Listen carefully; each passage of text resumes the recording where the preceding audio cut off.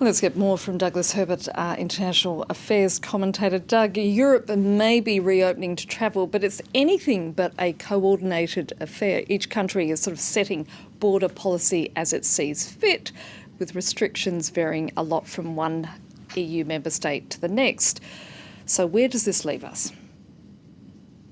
It leaves us in a very complicated situation, because it's one thing to say that the EU is opening its borders, but if you're an EU citizen and you want to know where you can and cannot travel and under what conditions, you'll need a pretty thick primer, a book to tell you what you can do where. Look, we all remember when the EU's free travel zone, it's known as the Schengen zone, it consists of 26 countries. We remember when all of them started slamming their borders shut back in March at the height of the pandemic. Now, look, the numbers have come way down right now, and the EU's own internal health agency says that keeping those internal borders shut are not the right way to deal with the pandemic right now in Europe. Brussels has basically been pleading, begging with the Schengen members, with the EU bloc.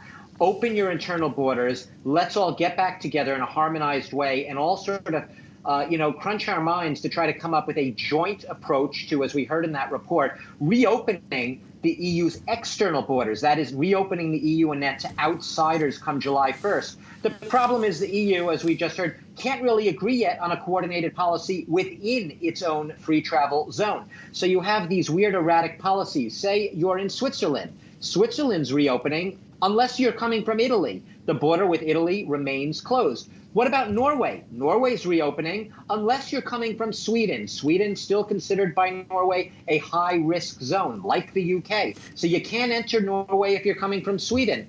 Austria, it by tomorrow will have lifted all of its restrictions on 31 countries. The problem is, not all countries are created equal here. So Portugal, Spain, Sweden, the UK, they will be subject to restrictions. We heard about Greece wanting to get its tourism industry back in net. The problem there, once again, is if you come from a bad hit region, including the Paris region, Madrid in Spain, or Lombardy in Italy, you're going to have mandatory COVID testing and spend a night when you get there in a designated state hotel. So all nations not created equal in this reopening here in Europe. And Doug, as Europe tries to return to a sense of normalcy, other countries are still very much in the thick of the pandemic, starting with some who thought they'd finally had tackled it.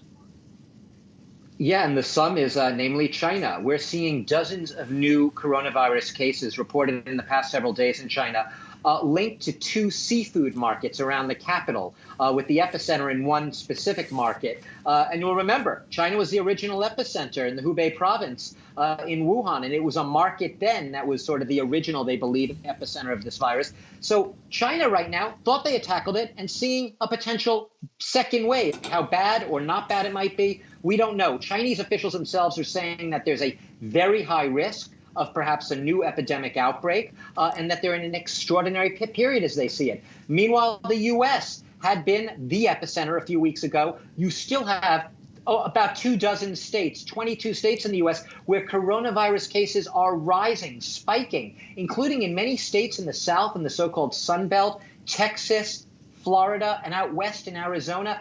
Cases going up at the very moment where you have all of these mass protests in America, drawing people together, many not wearing masks, and also President Donald Trump saying next week he plans to resume his rallies in places like Oklahoma with 19,000 people possibly in indoor stadiums. And last but not least, obviously Latin America, Brazil, second in the world in coronavirus cases right now, but also Ecuador, Chile, Colombia. These regions are in their first wave, very badly hit. All a cautionary tale in it on this Monday as Europe reopens for what might lie ahead in the future if they're not careful here. Doug Herbert, thank you for that.